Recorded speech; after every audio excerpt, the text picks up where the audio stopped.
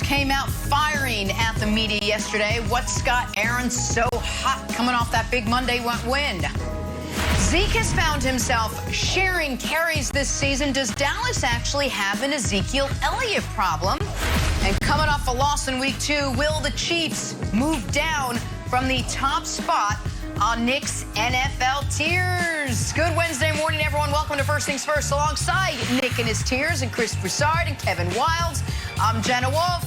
Nick, all we can ask for is fair consideration by the committee when factoring in the Chiefs this week. Well, you know, sad to report, 2 members of the committee are no longer with us, and we'll get into why at 8 a.m. Eastern. The committee is down a couple people. It was a controversial day. We've got controversial day, Jenna. To discuss. Wow. You know me. It's drama. Hey, we'll get to the committee after we get to Ben Simmons. Another page turned yesterday in the drama-filled offseason for Simmons. Speaking of drama, pardon me. Drama has me all fired up. Woj reported the All-Star will not be reporting for training camp and that he never intends to play for the Sixers again. Philly's been trying to move Simmons, but the offers for Ben have been underwhelming. I'd imagine this does not help. Chris Broussard, let me start with you. What do you make of the way Ben Simmons is handling his likely Philly exit? Well, this is the way to do it. If you are adamant about leaving a franchise, this is the way to do it. We found out last year that being Mr. Nice Guy doesn't work. James Harden tried to be Mr. Nice Guy in Houston, work with the team. I'm going to play, but, you know, we'll work towards a trade. And he came out in the first 3 games and averaged 37 points and 11 assists. And the Rockets are like, oh, he's balling. Yeah, we'll work on a trade, James. Wink, wink. James saw that they weren't going to trade him, or at least not anytime soon. So then he went comatose over 5 games, played well below his standards, and all of a sudden he got moved out of Houston. So this is the way to do it. Ultimately, what I think Philadelphia ends up doing is not buckling to Ben right away. I think that they'll start the season without him. He'll be away from the team, and they'll wait to see how things go in Portland. Do they start slowly under Chauncey Billups, the new coach? How things go in Washington? They got a lot of new pieces. Is it a rocky start? And maybe Damian Lillard and Bradley Beal or elsewhere some other top players become available, then you make a move. Now, let me say this quickly, Nick. So I get what Ben is doing. Here's what I don't like. He's playing the victim card. He is putting himself in the role of victim. Woe is me. They're treating me so badly in Philly. And I get it. You don't like what Doc and Joel Embiid said after that series with Atlanta. And I understand that. You don't like that Philadelphia had all but traded you to Houston last year before the season started. I get all that. But I would like to see Ben Simmons understanding that, look in the mirror, and say, I'm going to prove Doc and Embiid wrong. I got to get better. I didn't deliver. Yeah. Let me just ask you a question about that before I give my take. Is it fair to say he's playing the victim card when he hasn't said anything publicly? That would be like, we haven't heard from Ben since the end of the season. So I just, elaborate on why you feel that way, and then I'll give my take. Because Ben has been radio silent, at least on the record or with anybody. Right. But obviously his representatives and his actions are speaking for themselves. His disdain for the 76ers organization, won't even talk to him, you know, since that meeting they had out in L.A., can't even show up for training camp, never wants to put the uniform on again. That speaks volumes. And what I'm saying is I get your anger. But, Ben, you didn't deliver.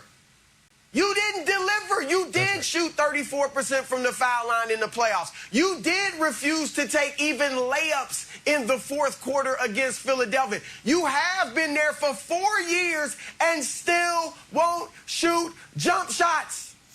I get your anger, but you got to look in the mirror.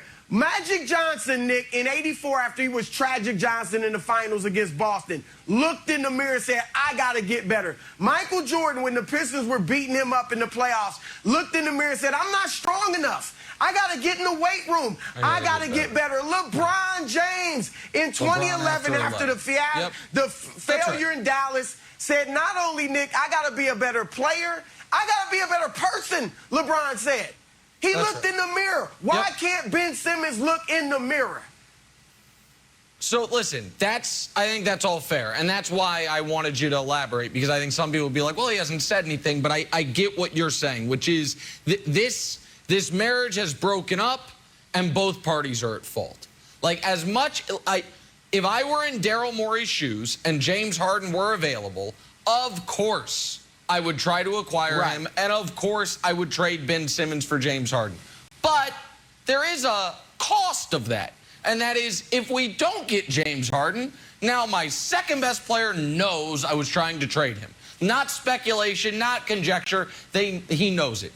And Ben, of course, has accountability because of a lack of growth as a player. Now, where I will give Ben and his folks credit is, and this is the slimmest of credit, but I think it is noteworthy, and I think the Sixers appreciate it, at least he has said any team. Like, I'm demanding to be traded, but to any team in the league. Not here's 3 teams you can trade me to.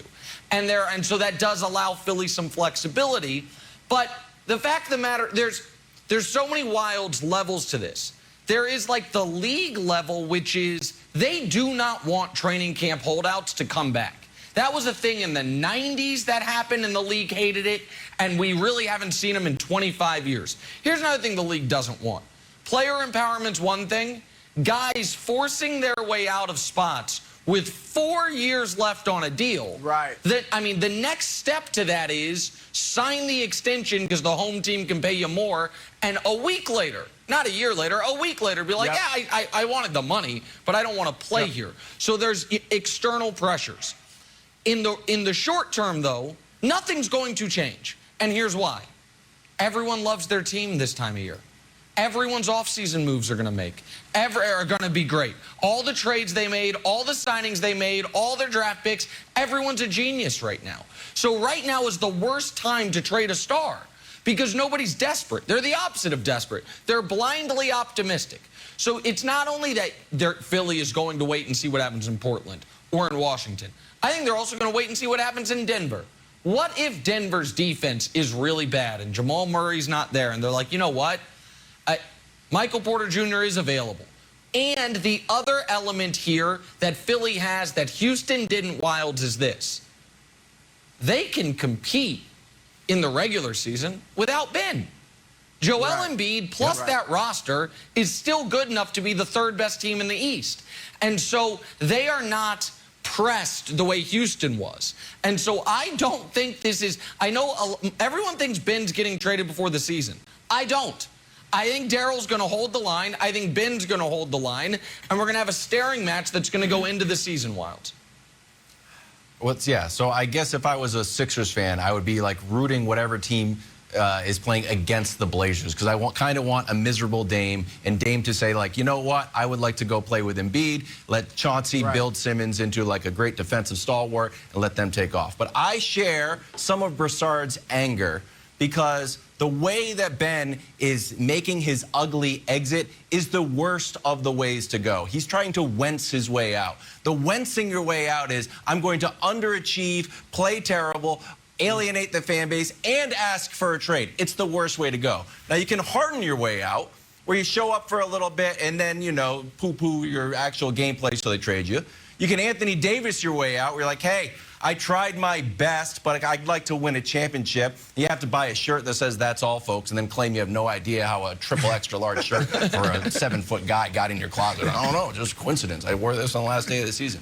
But the way to go, Broussard, and this way to go sits right here next to my aorta to the point where if I ever had a heart attack, they'd be like, what was the cause? They'd be like, oh, we opened up his heart and we saw that there was too much love for the way that Jimmy Butler left Minnesota. If Ben were to come back, and Ben, I'm just saying, just consider it. Consider it from your old buddy Kevin Wilds.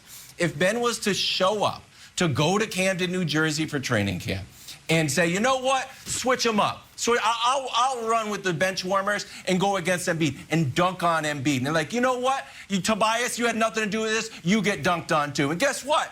On my way here, I stopped at Mitchell and Ness, and I picked up your old Hawks jersey, Doc Rivers. You can get some work too. Just torture everyone. That would be the best way to go. And Broussard, I'm saying this as a joke, but the reason I think there is some validity to it is Ben needs a little bit of narrative change. Like Nick says, he hasn't talked, and last time we saw him with a total crisis of confidence. I don't think he got like that much worse of a basketball player against the Hawks. I do think that he had a bit of a I don't want to say mental breakdown. I want to say a crisis in confidence, right? Crisis of confidence. Yeah, that's right. He That's needs the right something words. to juice his own confidence, and wherever